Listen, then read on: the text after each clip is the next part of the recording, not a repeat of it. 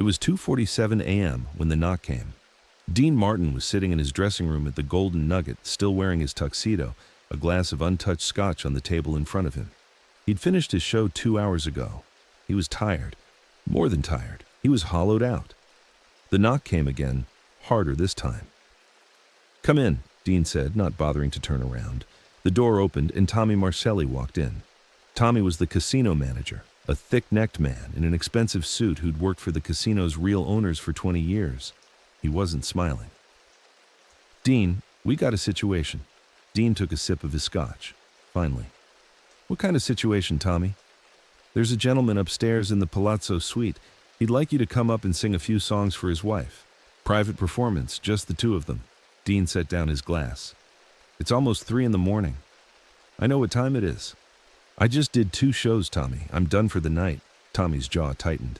"Dean, this gentleman is a special guest of the casino. Very special. His wife. She's a big fan of yours. It would mean a lot to him if you could do this." Dean turned to face Tommy for the first time. "Who is he? Does it matter?" "Yeah, Tommy, it matters."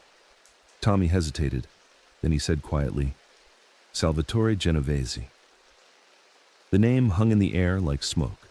Salvatore Genovese, not one of the old Vegas operators. This was New York. This was the real thing. And when men like Salvatore Genovese asked for something in Las Vegas, they got it. Dean looked at Tommy for a long moment. Then he stood up and started taking off his bow tie. "Tell Mr. Genovese I'm very flattered, but I'm going to bed." Tommy's face went pale. "Dean, you don't understand." "I understand perfectly. The answer is no." What Dean Martin did in that moment would either save what was left of his dignity or destroy what remained of his career. And for the first time in his life, he genuinely didn't care which. To understand what happened that night, you need to understand Las Vegas in 1988. The mob's grip wasn't what it used to be. Corporate money was moving in. The old guard was fading. But there were still men, dangerous men, who remembered when they owned the desert, and they still expected to be treated like kings. Dean Martin knew these men better than anyone. He'd performed for them, drank with them, played golf with them. He'd navigated the treacherous waters of Vegas power politics for 30 years and survived. He knew when to bow, when to smile, when to pretend he didn't see certain things. But 1988.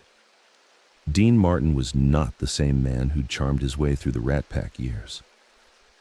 On March 21st, 1987, exactly 1 year and 3 months before that night at the Golden Nugget, Dean's son, Captain Dean Paul Martin, had died when his F-4 Phantom jet crashed into a California mountain.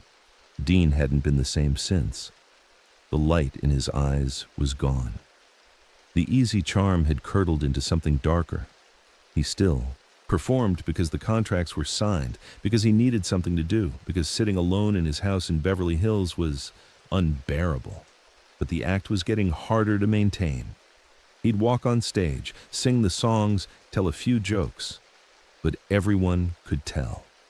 The magic was gone. Dean was going through the motions and barely managing that. More than once he'd forgotten lyrics mid-song. He'd mix up the verses. He'd lose his place and have to start over. The audiences still loved him. They applauded anyway. But it was pity applause now. And Dean knew it. He'd tried to quit. He'd told his manager, Mort Viner, that he was done. But Mort had reminded him about the contracts, about the people depending on him, about the fact that sitting at home and staring at the walls wasn't going to bring Dino back. So Dean kept performing. But every show cost him something. Every smile was forced. Every bow was painful.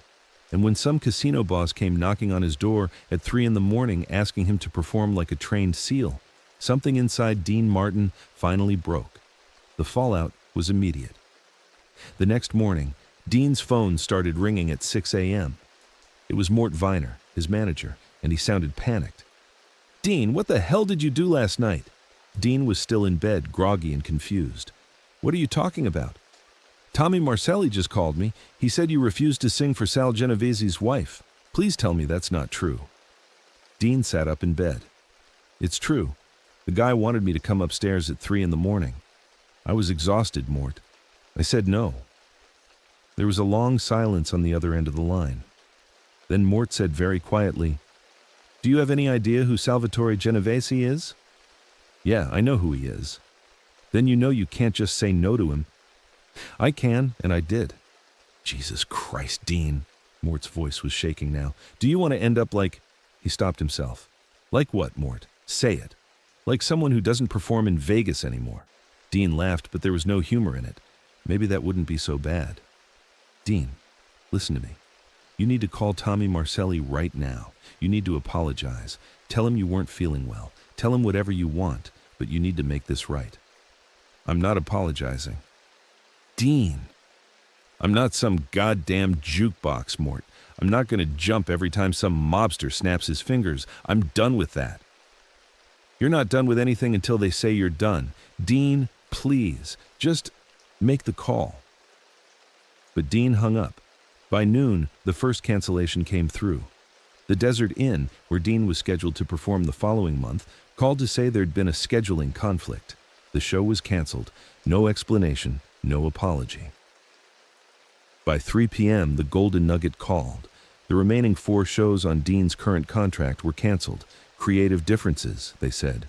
By 6 p.m., a columnist for the Las Vegas Sun, a man named Joey Rizzo, who'd been on the mob's payroll for decades, published a piece titled, "Is Dean Martin Washed Up?" The article was vicious. It called Dean difficult, unprofessional, and past his prime. It suggested that his best days were behind him and that maybe it was time for Dean to retire gracefully before he embarrassed himself further. Dean read the article in his hotel room, a bottle of scotch on the table beside him. He didn't react. He'd been expecting something like this. His daughter Dina called that evening, worried. She'd heard rumors. "Dad, what's going on? People are saying you're in some kind of trouble." "I'm fine, sweetheart." "Are you sure? Because Frank called me. He's worried too." Frank Sinatra. Of course, Frank had heard about it. Frank heard about everything in Vegas. "Tell Frank I'm fine. I just need to be left alone for a while." "Dad, Dina, I love you, but I can't talk about this right now, okay?"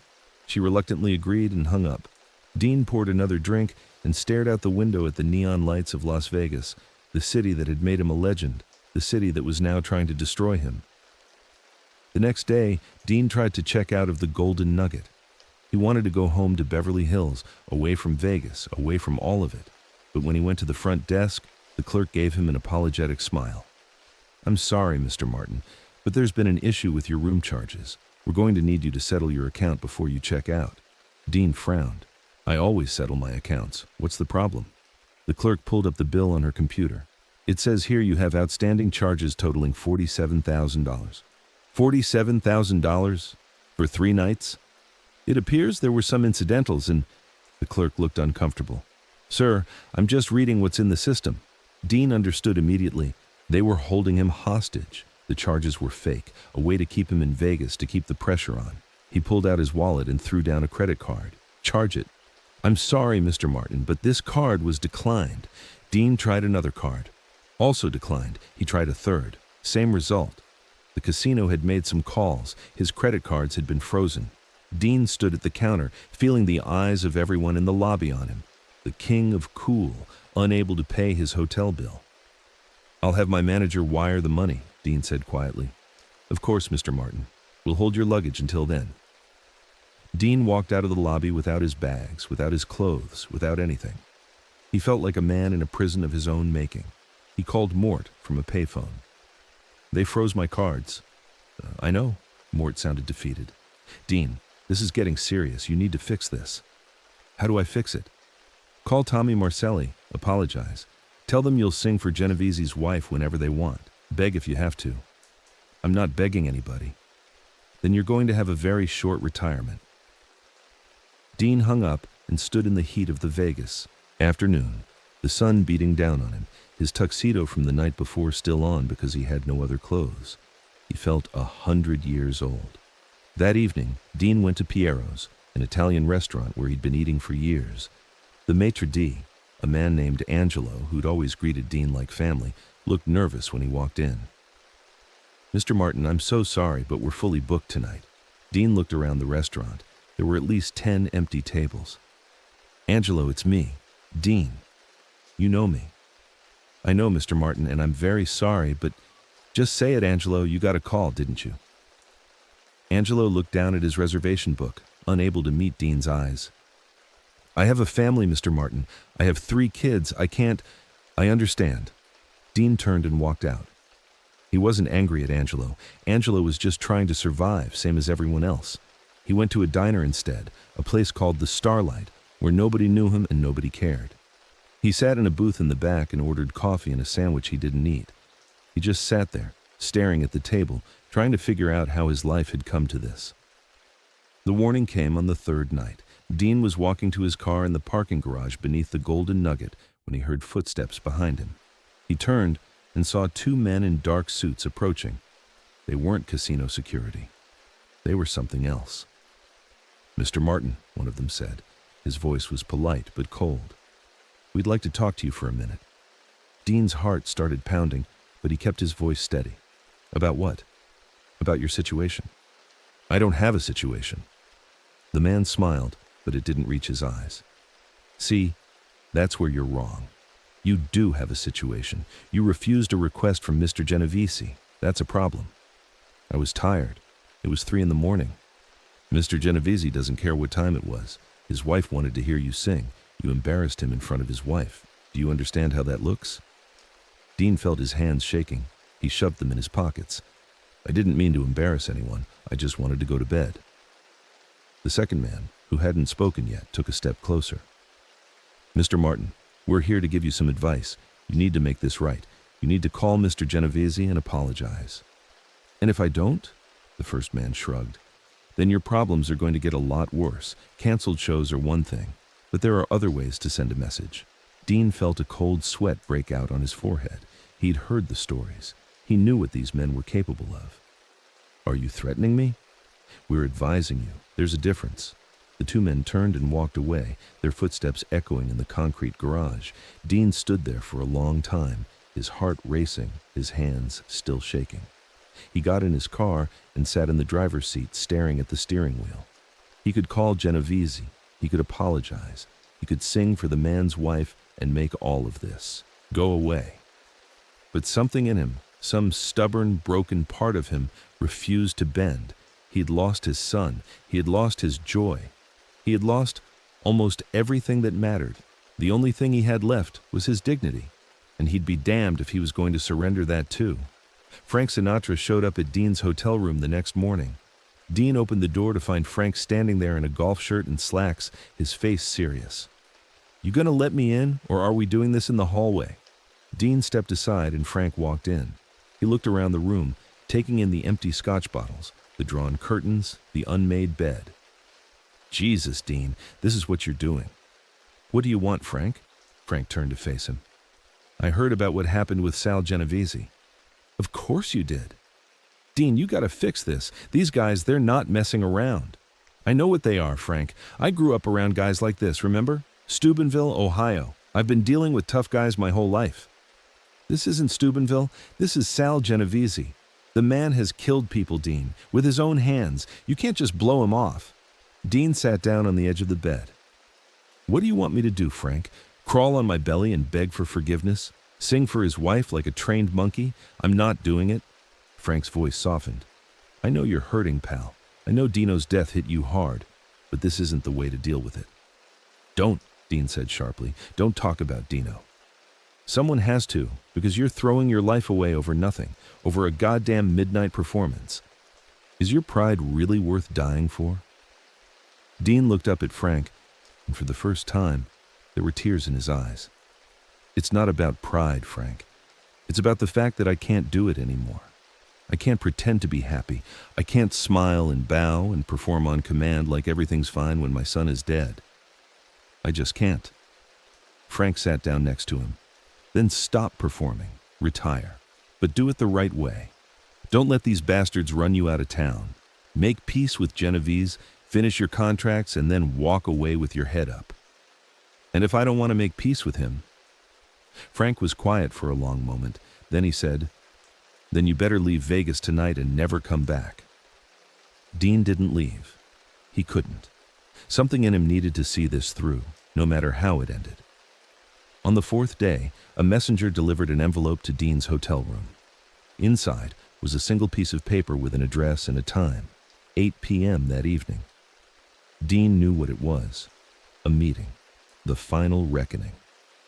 At 7:45 p.m., Dean got into his car and drove to the address.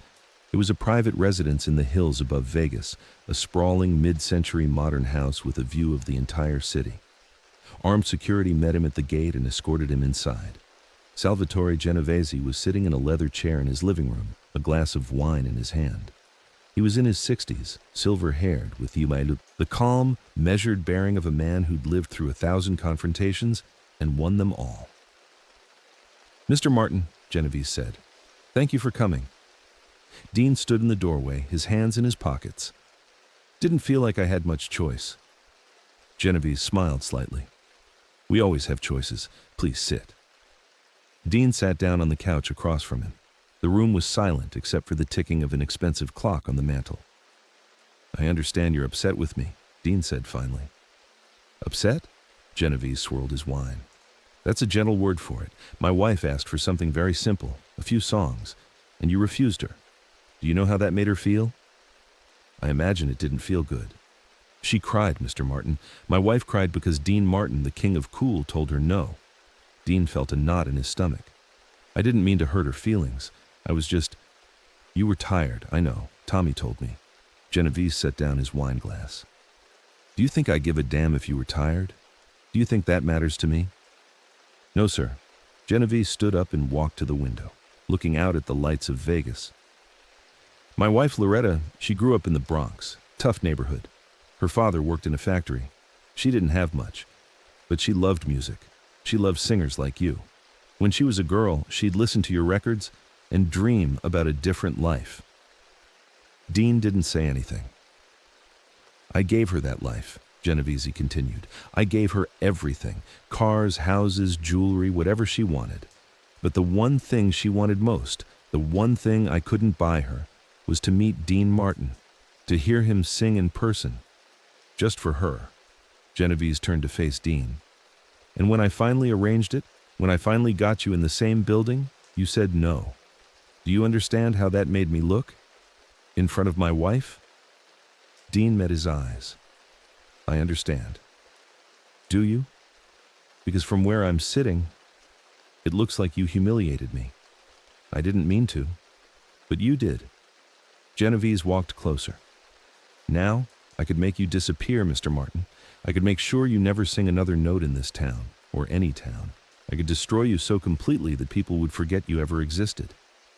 Dean felt his mouth go dry. "I know you could, but I'm not going to do that. Do you know why?" "No. Because my wife asked me not to." Dean looked up, surprised. Genovese smiled. "She heard what happened. She heard about the pressure we put on you, the canceled shows, the frozen credit cards, and she told me to stop. She said if Dean Martin didn't want to sing for her, she didn't want him to be forced." Dean felt something loosen in his chest. "She said that?" "She did. She said you must have had a good reason. She said real talent, real artistry, it can't be commanded.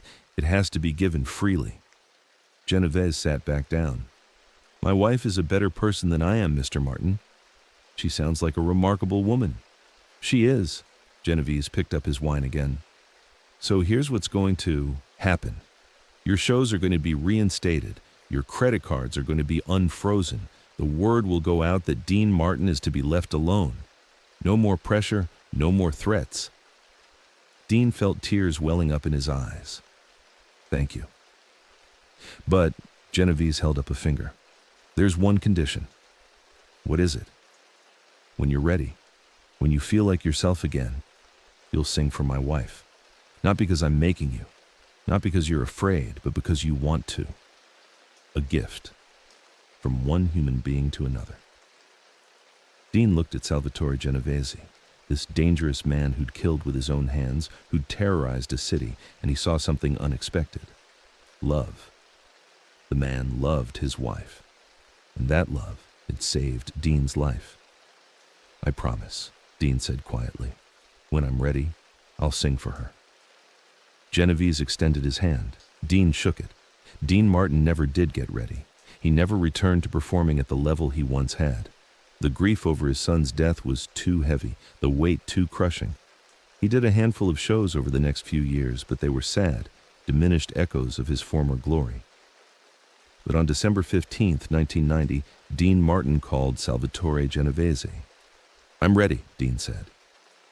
Genovese arranged a private dinner at his home, just him, his wife Loretta, and Dean. No audience, no cameras, no pressure.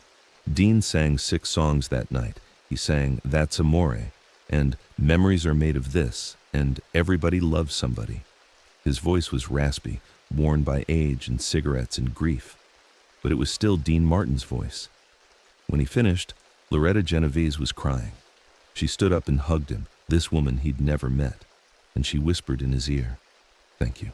That was the most beautiful gift anyone has ever given me."